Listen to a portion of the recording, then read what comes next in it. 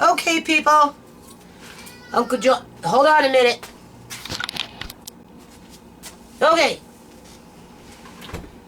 May 3rd, I'm pretty sure that's the date. 2016. We got a cop caller in the neighborhood, people. Somebody called the cops on me again. Worried about Andre. So that means MCFD is going to show back up here in another week or two. For 2 days I've been pretty much outside planting seeds because my landlady came by on the 1st to get some rent. Right?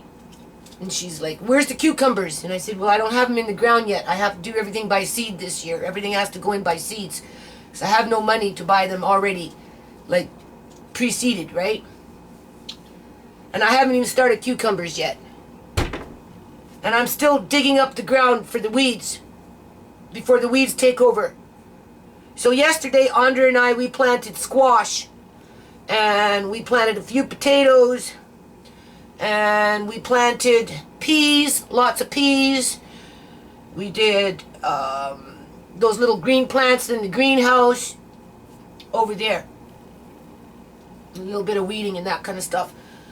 And I'm moving out some miscellaneous junky wood, right, that I'm just kind of throwing into the fire pit right now. Okay? Today, we went out into the front. Up where the old potato patch used to be. And I worked a little bit in the back to start clearing out the back there, right? I gave Jerry a little extra money there to continue working on the shed. The only thing is I don't have the wood. So I asked my landlady if she can give me 2 pieces of plywood and 7 2x4s by 12 feet long. So Jerry can finish this shed so we can get this stuff. And I gave some toys away today. Some of those bigger toys in the back. Because what happened was when I was working in the back today, Andre noticed the little boy across the street. So I went across the street with Andre, introduced myself to the mom. Long story short, Andre made a friend today. So he got to play with the little boy, and then the little boy came over here and played over here for a little while. And then Andre went back over there and played for a little while. And then the mom brought back Andre and then went and off and did whatever she did because there's another little boy that we haven't met yet. So we're in the yard, right? And I'm digging, people. I'm getting the ground ready. Because my landlady said, get the seeds in the ground. It's late in the season now. It's already May already, right? And it's hot out there. So you have to get these things in the ground now, right? So I'm like, I'm working really extra hard right now, trying to get this stuff, the seeds and the plants and everything in the ground. And weeding, right? That type of stuff. So anyway, Andre, I don't know.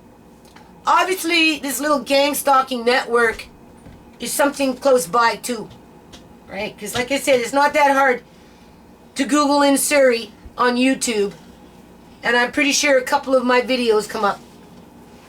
Where's your slippers? Get your slippers. I put them there with the rest of your stuff. Okay? Go get your slippers. I love you. Yeah, I love you too. So anyway, because this is 2 times in 1 month, people. April 6th, May 3rd. It hasn't even been a full month. So anyway, I'm outside, and what happened? I'll tell you what happened. What I'm thinking happened. Okay? Because you have to remember, Andre's personality changed when he was gone for those 15 months. Okay? So when he got home, you know, they call it an attachment disorder, right? I love you now. Okay, you go and do what you want Can for a few I minutes. make some popcorn for me after? No, I'll make something else. I'll make something, okay? No, I want popcorn now. You want popcorn? We'll see. Popcorn. We'll see.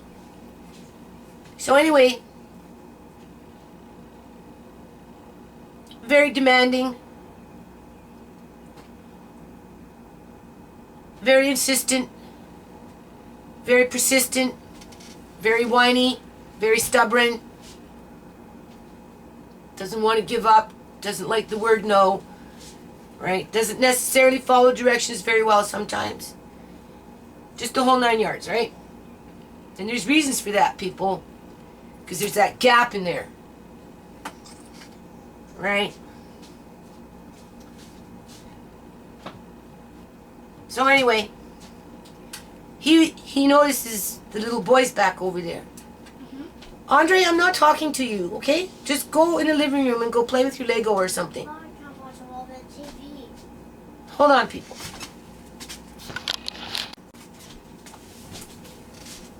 Okay. So he got some playtime today with a new friend. And then there's another little boy that he's going to end up meeting. So it's going to be the two little boys.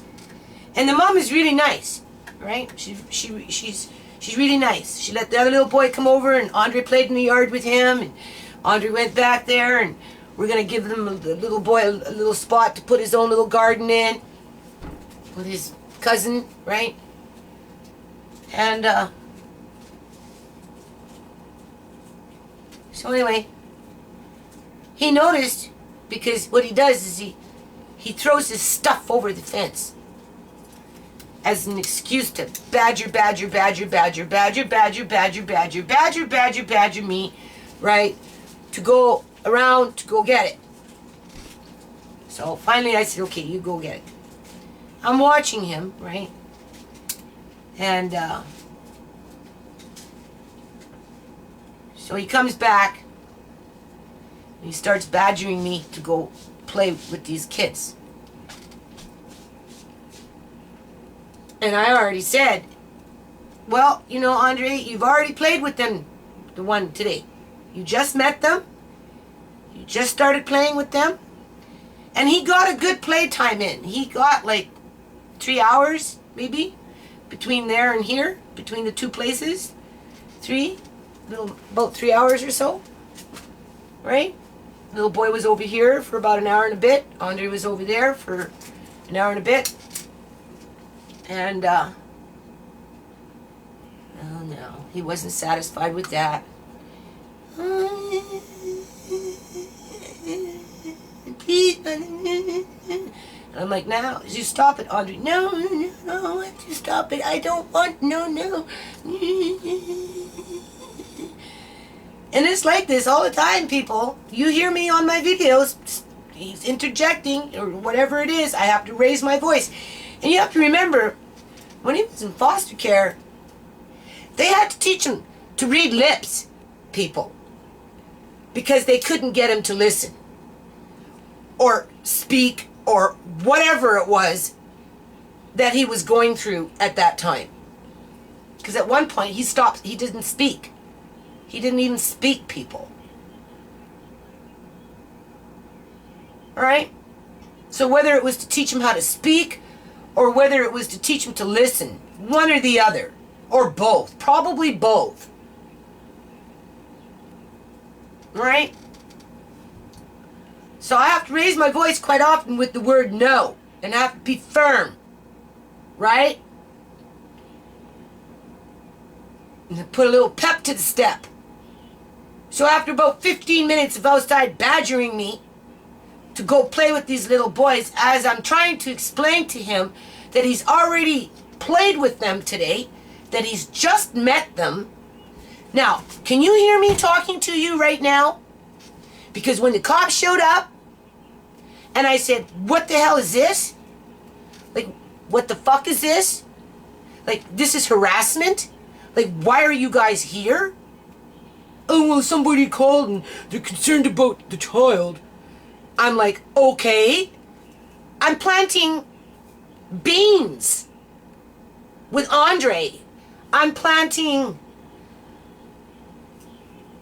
Asian vegetables with Andre. I'm planting peas with Andre.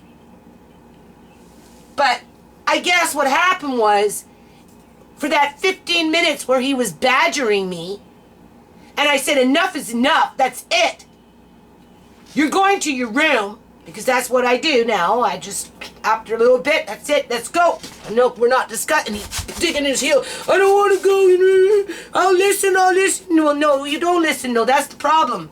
You're not listening. So you're going to go to your room and you're going to take time out.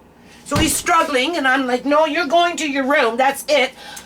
He was in his room for about 10 minutes, 15 minutes. I kind of push him in there. I don't close the door. I don't lock him in. I don't keep him there all day. I'll tell him, if you don't stop it, right, you'll be in there all day, or you'll be in there for a long time. But I give him 5 or 10 minutes because he's 5 years old, right? And of course he's standing there screaming that he, wants to come out and that he's going to listen and all this other stuff, right? He tries to worm himself out, so I have to make sure he goes back in there. And I'm telling him, I'm getting tired of this arguing with 5-year-old because he's very argumentative. No, I don't want to. No, I don't want to. I don't want to be in my room. Well, obviously not. You don't want to be in your room. But then I also don't want you badgering me to play with kids that you just played with, and you just got to give those people some time. You just met them. Right? Maybe tomorrow you might play, but tomorrow's not good enough for him. He wants to go back now, and he figures if he badgers me enough, he's going to get his own way. So we were in the house for about 15 minutes, long enough for me to have a smoke, sit here, get my tea, my coffee ready, and then I went back outside because we were in the middle of planting beans by this point. So I'm outside now. My neighbor across the road there is staring at Andre. Andre's asking me why she's staring at him, and she's on her cell phone. And I'm like, well, I don't know. Like, just ignore it. In the meantime, her kid is glued to the window, like literally glued to the window, hanging on, like glued to the window. He was standing on something and literally glued to the window. So I'm thinking she called, right? Probably trolling my YouTube channel, jumping onto that bandwagon. I talked to my neighbor. I asked him about it, and he said, I've been here for 4 years, right? Why would I do that?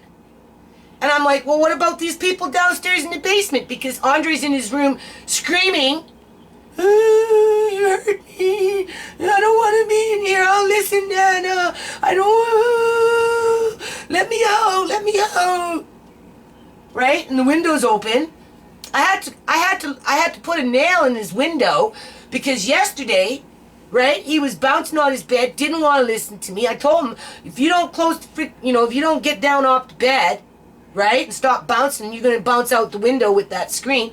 So yesterday I went into the bedroom and I just locked up his window by putting a nail so he can only open it up this much now. Right?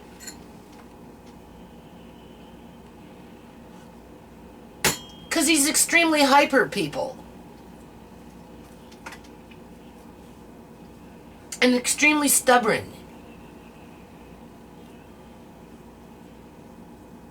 So anyway, we're outside doing the beans. He's bouncing off the tree like I have a little compost thing that he likes to climb up on, grab the branch and then jump off, right? That's what I used to do as a kid. I used to jump off trees all the time. Same situation here, right? And cops roll up.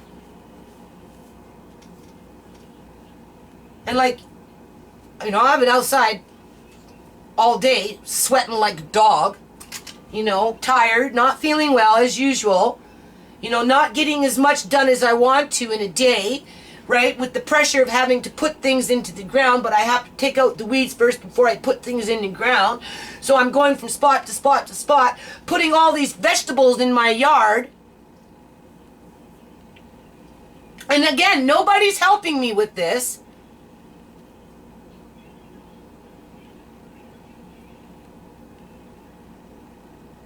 And you're like, and I'm like, what the hell is this?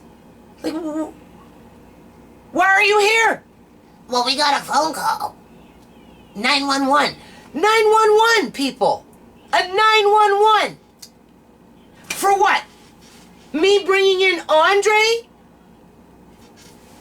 Come on, that's it.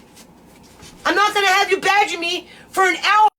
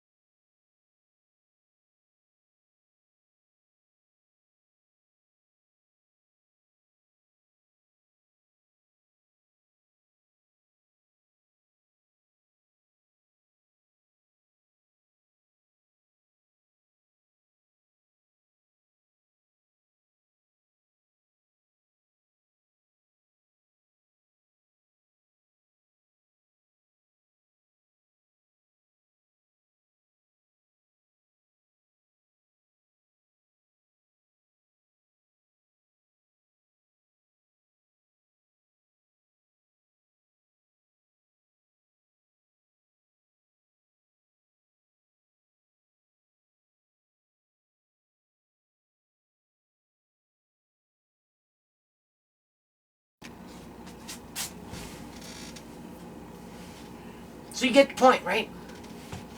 My kids rag on me because they feel I don't discipline Andre enough because he's so stubborn and doesn't like to listen. If he's downstairs and it's time to come up, he'll have a freaking fit because he's got to come upstairs and he can't be downstairs. Just like he couldn't go play with those kids today. Anytime he can't get his own way, you know, it's either whining or crying to get his own way. It's just manipulation, people.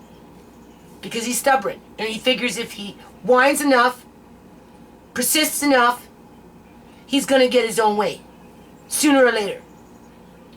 Because when he was gone, and before they gave him back to me, they started taking him for speech therapy and doing all this stuff to build up his vocabulary. Because for a 6-month period, there was none. So he got a lot of one-on-one attention that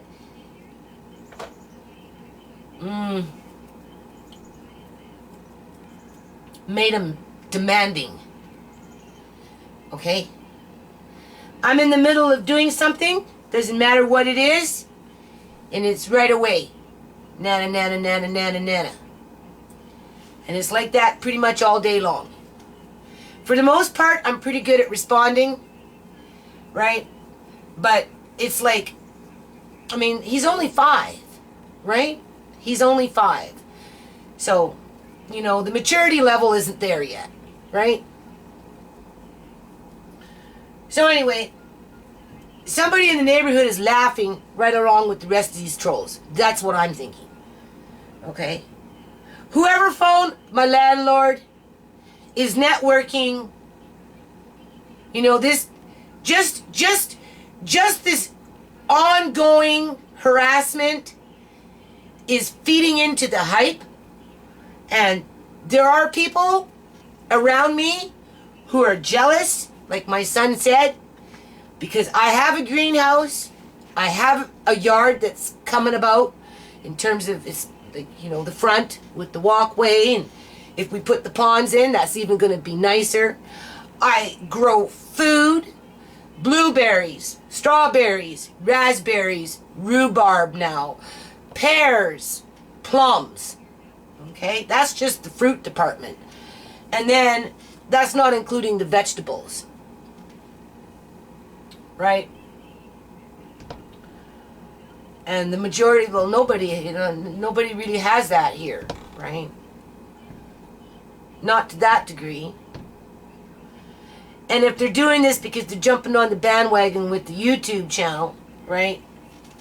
You know, calling the city, calling MCFD, calling my landlord, calling the police. Do you see the pattern? Because that's what I said. Like, the cop, this is like fucking harassment. Oh, you're swearing. You're, and I'm like, what? Is it illegal to swear? Oh, there's a small child, and and I'm like, okay, so we got a Christian cop. You know, we got a Christian cop that, you know, right? And then because I raised my voice, you're hollering at me. You're screaming. No! This is hollering. This is screaming! There's a difference, people. Talking loud, being firm, confirming what you're saying to be legit in terms of like, what the hell is going on here? This freaking fucking harassment. You guys were here just last month. Who did this? And why? Why? What are they trying to gain from this, people? Do the Asian people want their friends to move in? Do they want more Asian people to live here? Right? More Chinese? Is that what it is? The French guy said he didn't do it. The ones that just moved in across there, she's nobody to talk because her kid was standing up on something glued completely to their window.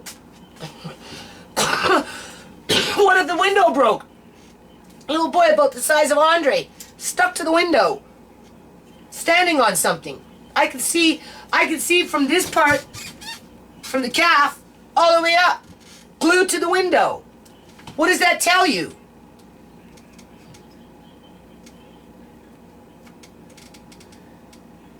Anyway, I'm just putting it out there, right?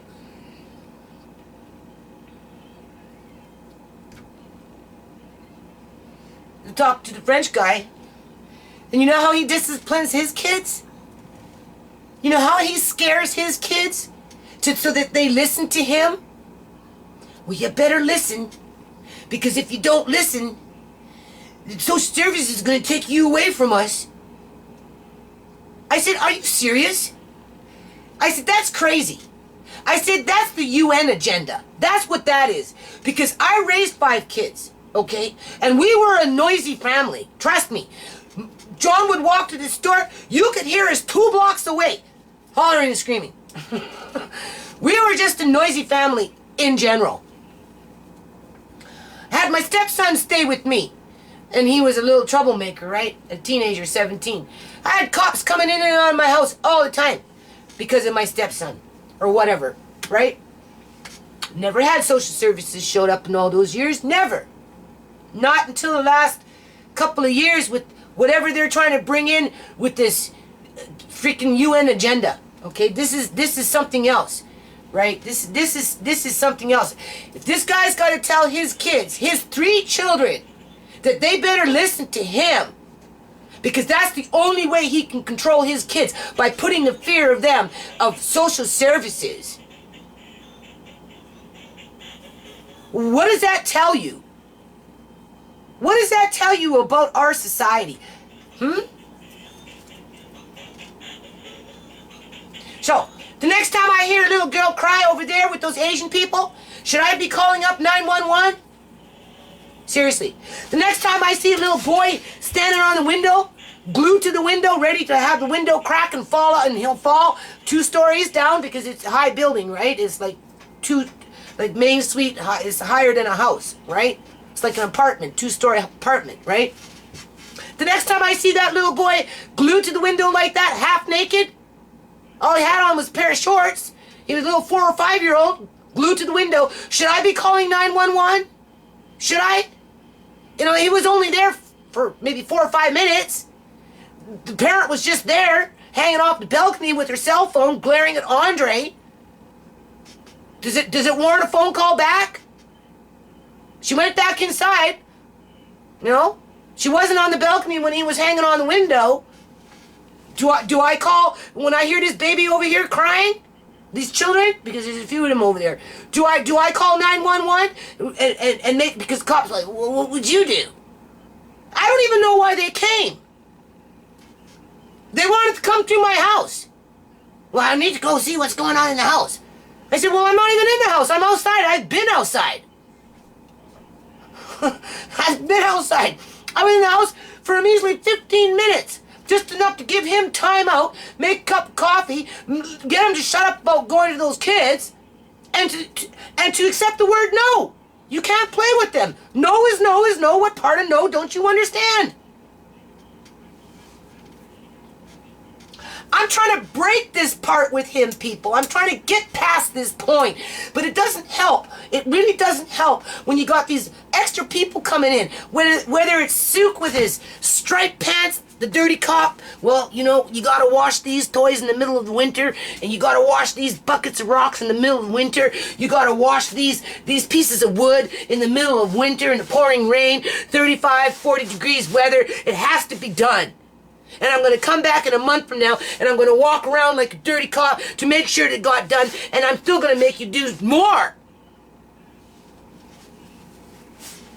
While Andre's running around witnessing all this, you know, he's not stupid.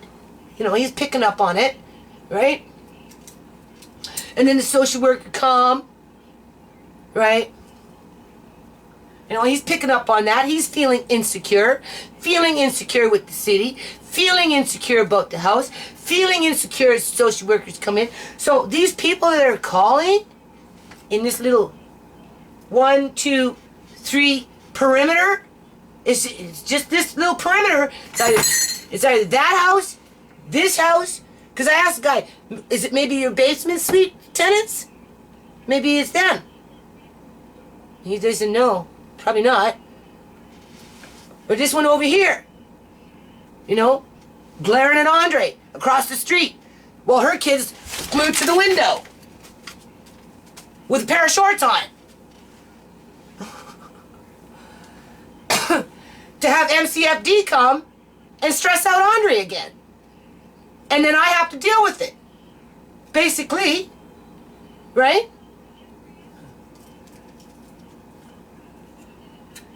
So anyway, I'm just, like I said, I'm just putting it out there. Like, this is like,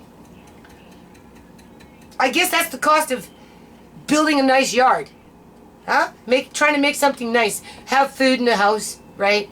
You know. Oh yeah, speaking of food. Hold on. That's what I did yesterday. Those are those little croutons that I really like. There's that. Dehydrated that in this. Those red peppers from the food bank. There's those mushrooms from the food bank. Those are those really, really, really hot peppers from the food bank. And this is a mustard Asian green. And it's very, very good. You can either saute it or eat it raw in a salad. So in this case, because the plant grew really, really big and I don't want it to go to seed and waste, I'm just dehydrating it. So, alright. Okay, so anyway, May 2nd, second video of the day. Obviously I got busy and I got a little tired, right, people? So I did manage to dehydrate those mushrooms and the majority of those red peppers, but I never got around to cutting this stuff. And if you don't kind of do it on the day when you get it home, right, or the second day, it really starts to harden up fast. And that's why people don't necessarily take this bread. But like I said, it's a really good bread for crouton making, right? There's two different types. This one's a little heavier. As you can see, I'm using a very, and this is why I'm doing the video, I'm using a very old school meat cutter that I picked up at Value Village for maybe 20 bucks at one point in the past, and it's just been sitting in a bin, right? I also have another one that's a newer model that the blade is just way too dull and there's not enough power in the machine.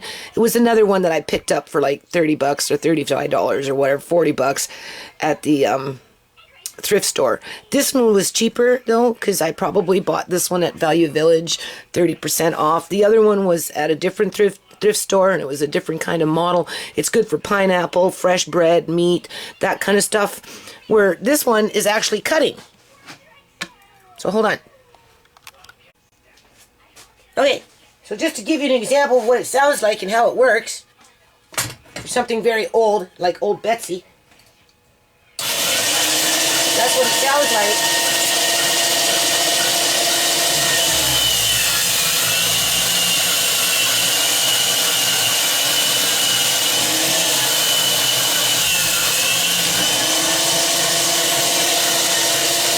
Just have to go slow.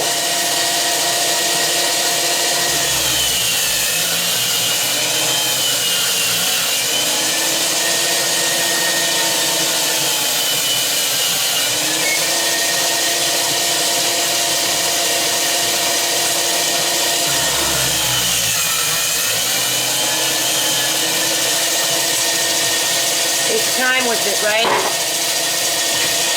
It's almost impossible to cut with a knife now.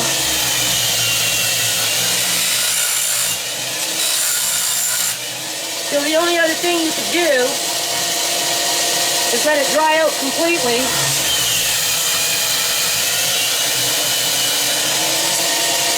Let it dry out completely.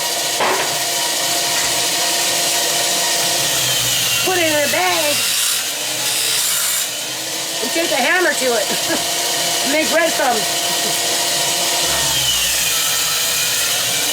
But I don't want breadcrumbs. I want these things.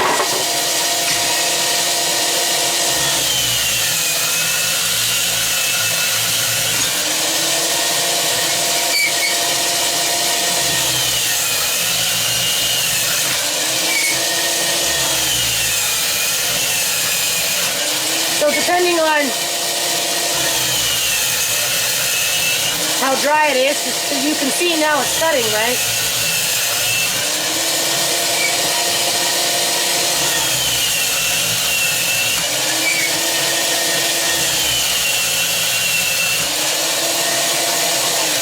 Anyway, people, before your parents die, like after they die, and you go in their houses and you start throwing out all their stuff, and you see this as some old machine that doesn't count for anything, I'd really definitely look twice on it, because this is the only one that's cutting this bread right now. Okay, the other one that I have is a newer model. It just doesn't have the power in the motor. Now, mind you, I did buy it secondhand in a thrift store, so maybe the previous owner that owned it, you know, blew out the motor in part, or the blade itself isn't sharp enough, which it's not, right? So whether you can get replacement blades for the newer model, I like this one. So this is the video, the second video for the day. Okay, so I just want to show you that when the bread is not so dry,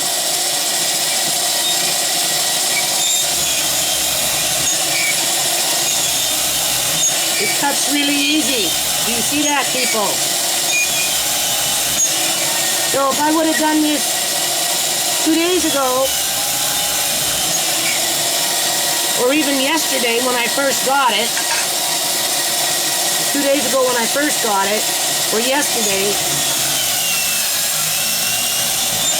before they had a chance to dry, it would have gone even faster. Either or, you're going to have to use a little bit of elbow grease. Right. Whether you're doing it by knife, a new machine, or an old machine, you're still going to have to exercise your muscles. The other thing is, don't forget to give your motor time to cool down, especially with these older machines. So I'm going to give this about 15-20 minutes before I get into the next batch. And Andre and I found some old school jars. The only thing is they don't have lids, 2 of them. So I'm going to wash them up because we found them outside. And what doesn't go into my container over there that people can take from when they want, I'm going to put in a jar. And then these ones here, which has raisin in it, I'm just going to slice them and dehydrate them as is with no spices. And then I'm going to store them in a jar. And I'm going to see if I can make some kind of a pudding.